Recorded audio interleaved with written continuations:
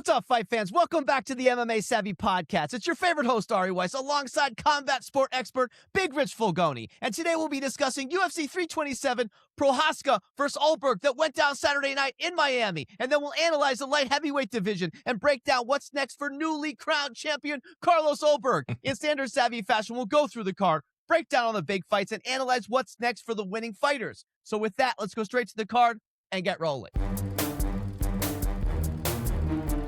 All right, Richie boy, big night of fights here. Before we break down the top three, it was definitely a legendary card. I know you want to give a few little words for your boy Cub. What do you have to say for yourself? Yeah, no, it's just, I kind of mentioned this last week, but Cub, just to see him get the send-off that, a legend like him deserves. He came over from the WCs, the last of that era, those lower division weight classes, joining the UFC and expanding it. And, for him to be, it was almost 2 decades. I think it was 19 years since he's been with the UFC. It's always put on bangers. And, all the finishes he's had, he's been finished, but he's finished a lot of guys. He's always a game fighter.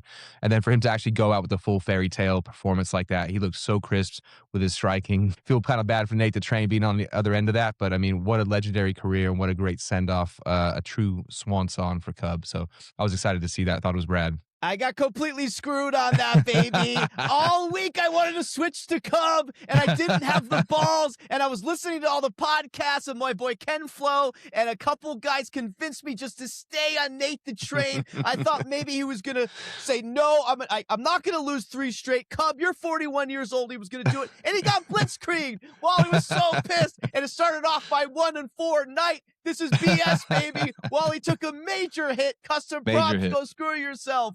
All right, so UFC 327, Prochazka Ulberg. It did not disappoint. When we lost Van Tyra, I was a little bit bummed. I didn't love the co-main. I was trashing it. And then, oh my God, what a great night of fights. So let's talk about it. We're just going to talk about the top 3.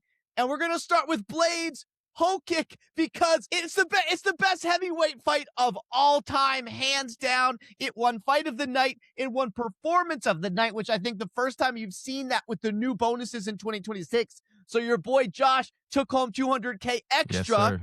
But let's just break down the fight, and then I'll get your feelings here, Richie boy. I mean, this was insane because Hokik drilled Blaydes early. It looks like the fight was over early, and I was like, oh my God, here we go again. And then Blaydes, give him credit. He hung in there. What a chin on him to take those initial shots and then almost turn it around. And he almost got the finish later in round 1. He was a couple punches away. And then in the second round, another just insane brawl. They broke the record easily for most strikes landed in a heavyweight fight. And Hokik, give him credit. He's going up against the number 5 guy in the world. And he came in and brought the thunder, bro, and drilled Blaydes. I can't believe Blaydes was standing after the second round. So then it was 1-1. You get to the third round, Hokik does enough. It was close. I know Nico was pissed at the decision, but he's always biased by his gambling. Give it to Hokik. He's number 5 in the world, but also give it to Blaydes because he was almost out of the fight a lot of times. He impressed me as well, but Josh is a new superstar. He's here to stay, and he might even be a future championship contender if he can, work on his defense in his kind of sloppy play. What do you say to this, baby? Yeah, man, incredible fight. I mean, easily, it's got to be a top 10 fight of all time, right? The fact that Blaydes did not go down after a lot of those punches was insane. I think I read some reports after the fight that he has a fractured nose and a fractured orbital bone. I'm not surprised. His face looked like raw meat by the end of that fight. Hokik was incredible. I mean, I did think his speed was going to be the advantage, and I thought he has the wrestling to at least match or beat Curtis, and he proved that, right? There was some grappling in that first round, but dude, I thought he was going to finish it like you said, Blaydes to come back like that. But then it does make you think with Hokik, it's like, okay, this guy is incredibly talented, but he's still very raw, right? Because the defense was, and maybe he thought the punches coming back weren't big enough to hurt him, but they did get to him at the end of that first round and almost turned the tide, right? So he was very reckless. And then I think after that, maybe Blaydes was gassed enough to where those punches weren't affecting him. And I think he was doing some rope-a-dope and stuff, and a lot of that character. He continued to flip the bird and do Josh Hokik things, right? But it was incredible, man. I mean, this just injected life into a heavyweight division that was on life support, and now you've got Pereira entering the conversation here. And then you got to have Aspinall coming back. It's like, oh my God, we might have a heavyweight division in the UFC again. So I think everybody's fired up for that just in general. But Hokik, to your point, future superstar in the UFC. I mean, he's a star now, right? But see what he does, as far as your point towards title aspirations. And the crazy thing is that at his size, I mean, he could even go down and fight a light heavyweight, right? Like he's kind of a tweener. But I mean, man, very impressive, man. And the guy talked all that smack and crazy characters. He's got like 3 different personalities, but the fighter showed up in the ring, and that was incredible. Yeah. So big news: Gable Stevenson now signed with the UFC, Massive. also bolstering the heavyweight division, and he will have his first fight supposedly in July International Fight Week. But the other big news, baby, that you forgot to mention here is your boy Hokik is now on the White House card. I don't know if I love the fight against Lewis, but I'll take more juice because I love Big Joshy now. And Lewis will always stand and bang, but I feel like almost now Hokik's fighting down, but I'll still take it because we're all underwhelmed by the White House. Now this will bring major fury and more action. So I like the fight, and it keeps Hokik rolling.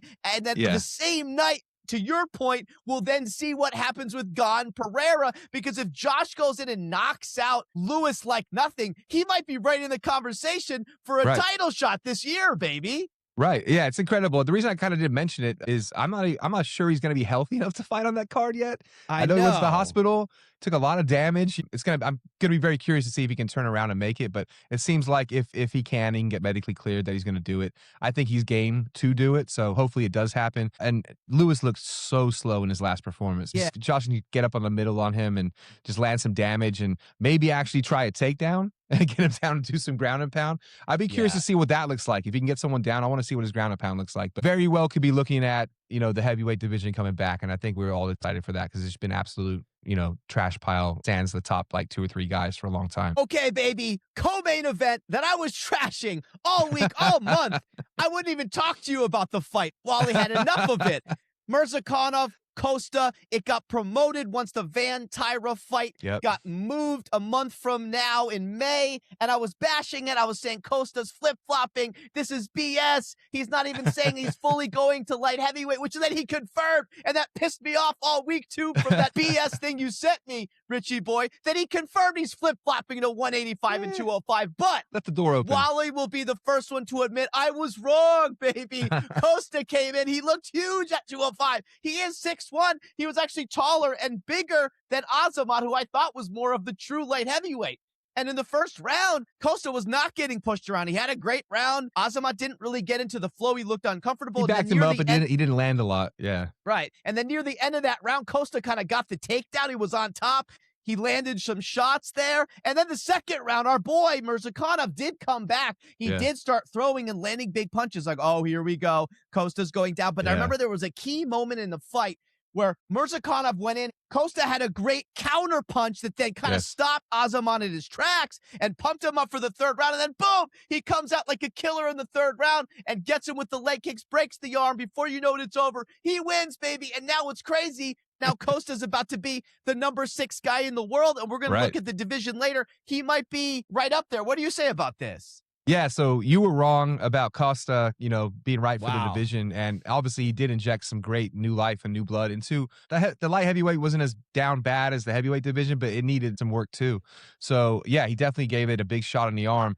I was wrong about my boy, the boogeyman, which I'll now just start calling the professional as he is, because no longer does he carry that mystique. But look, he did look good at times, but man, the big issue with the fight for him is it's an open stance fight, right? Because Paulo Costa's traditional, Azamat's southpaw, so he can just spam those leg kicks all night long, and he's either got to get out of the way or block them. And he chose to just kind of bounce back and forth and just try to block the kicks. And as you saw, those wore down, and he had broken, I think it was the same arm in the Dustin Jacoby fight. Those leg kicks just piled up. They were too much. And then once that arm was broken and Costa saw that it was down, leg straight to the head, the fight was over. It was a valiant effort by Azamat, but I mean, Costa, Man, he's back. This is the Costa that we saw against, Yoel Romero and those big bashes back in the day. I didn't know if he still had this in him, and he definitely did. And all the credit to him, man. I'm excited. I've always loved his personality, and he's a guy that would have been a good star for the UFC if he had more notable wins and kind of gone up the rankings more, and he hadn't. So hopefully this is a second act for him, and we could see him, to your point, he could be one fight or maybe straight into a title fight. So excited. This is just what we needed, right? Both in the light heavyweight division and heavyweight division. I'm pumped up. Yeah, me too, because I've always been a Costa guy, and ever since the Izzy loss, he kind of floundered, and he's a bit wacko. He doesn't show up to fights. He wasn't there. He wasn't attacking like he did. When he fights once a year, the guy's literally fought once a year for the last 6 years, right? You can't keep relevant in people's minds, being that infrequent and inactive. So, yeah, I'm excited, man. Secret Juice is back, and I'm excited to see what's next for him. So then we get to the main event. It was already a wild night of fights after those two insane berserker matches, if you will. And then you get to the light heavyweight title of the world, Prochazka, Ulberg. This is a little bit marred by controversy. Nico still in deep depression over this. Of course, we all know the fight starts, and instantly, before you even knew it, was like the first couple exchanges, Ulberg blows out his knee. And you're just waiting for him to fall down. You feel bad. I had the Ulberg pick, so I'm losing my mind. I'm like, oh my God, I'm about to go 0-5 while he was losing his shit. I was super pissed. I was like, you gotta be kidding me. And then Jiri did the wrong thing, man. I know the Chael's saying he didn't, but he clearly stopped. He could have went for a takedown. He could have went for something. Yes. And then I think Ulberg would have been not able to, roll or whatever, to maneuver, and they would have instantly stopped the fight. Or he should have tacked the leg, the hurt leg, a little bit more. He was attacking the front other leg, leg. but not So he almost stood and pointed down like, I'll give you a chance to stand and bang. And you got to kind of love him because he is the samurai, and he felt bad, and he wanted to give Ulberg a shot because it was right in the beginning of the fight too. Maybe if it happened in the third round, Jiri wouldn't have done that. You know what I mean? But there's a belt on the line, baby. What are we doing? You can't do that. There's a belt on the line. He lets him stand and bang, and then boom, he hits him with such a crisp left. It was unbelievable. My boy Ulberg came through. Yeah, and that exactly which they were calling in the fight there. And then ground and pound, it's over. Carlos Ulberg now the champ of the world, but a little bit marred here, but he does deserve it because Jiri 100%. led him in the fight. What do you say to this? Yeah, I mean, look, all credit to Ulberg, right? Like, if anybody deserves, there's no controversy here, okay? That was just a bonehead move by Jiri. And look, honestly, I think he's kind of exposed last night, right? I made my case last week that he'd only been knocked out by Alex Pereira. And other than that, he's been really, really durable, and he's finished all of his opponents except for one. Now, maybe he's just not durable against the elite. And that's the thing. Like, Ulberg, the one thing he has is the left check hook, and he's powerful with it. We see him knock guys out going backwards, not even with a planted foot sometimes, with so much power. So the fact that he goes up against the K's like that and does his range finding bullshit, I mean, he basically gifted that to him. Now, with that said, Ulberg had to get the peace of mind to stay aware and try to balance on that busted up knee. And to your point, he was kicking the wrong knee, right? He could have kicked the right one or just taken him down, but he didn't. He let him get his cage and thought, I don't know what he thought he was going to do, range find and just land a jab or something. That was so dumb, and gets knocked out cold, dude. And Ulberg pounces on him, even with the bad knee, hammer fist. And the next thing you know, Jiri's head's bouncing on the canvas. I'll say right now, he's still going to be around. He's 33 years old. We're going to see still a lot of exciting fights from him.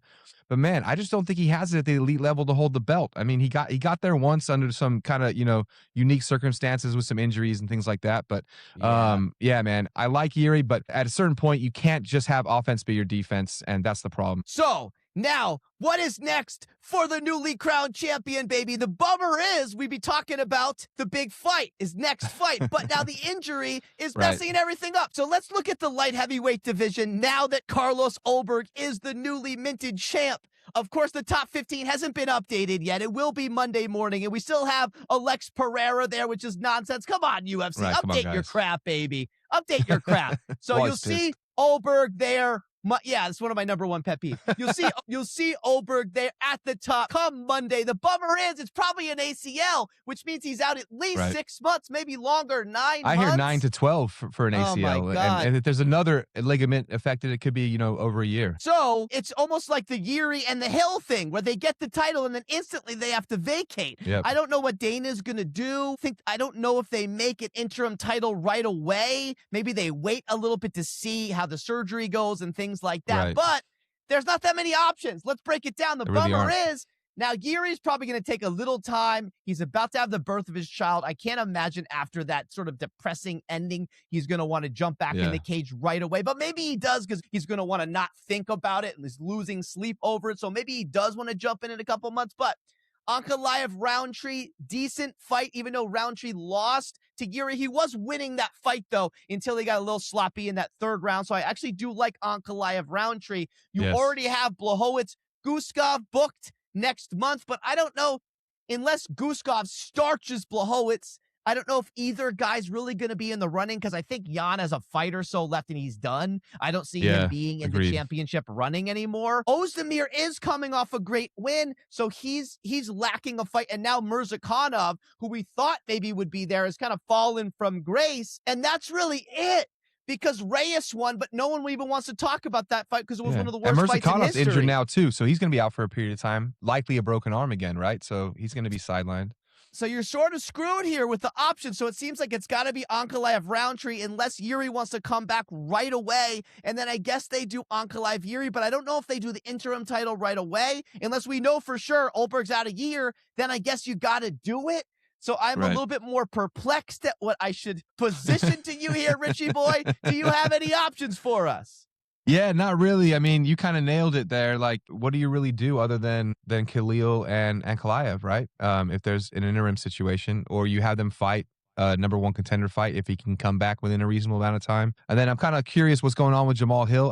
Did he have some injury? I can't remember where he's at. I'd like to see him maybe matched up against Volkan Ozdemir, or maybe Dominic Reyes comes up and fights Ozdemir. He either fights up or down there. But yeah, the Guskov and the Blachowicz situation really does suck at this point. At first I wasn't too mad, whatever, it was a draw, rematch the fight, but now it kind of does clog things up a little bit. At least there's action, though. At least it's someone fighting within 1 month, so I'll take it. True. Fair enough. All right, guys. That was our divisional analysis. Hopefully we got something better within a month. Something will get flushed out here. And then, they're going to have to probably do a new interim title. Okay, that's it for this week. Thank you for listening to the MMA Savvy podcast, the world's top place for MMA content. If you love these weekly episodes, make sure to hit subscribe. And if you're a real MMA enthusiast, check out the old MMA Savvy videos on our page. You might see some UFC legend pop-ups just as Nick Diaz, Ronda Rousey, and Jon Jones. The old channel has been revived, and we couldn't be more excited. So please subscribe, follow, comment, like, share, and blast on all of our social channels. We're blasting hard on the talk. We're heavy on the gram. We're going crazy on the tube. That's at MMA Savvy and at Richie Boy MMA. And make sure to comment and challenge our takes if you have disagreements. We love the comments and interactions with the fans. So with that, stay savvy, fight fans.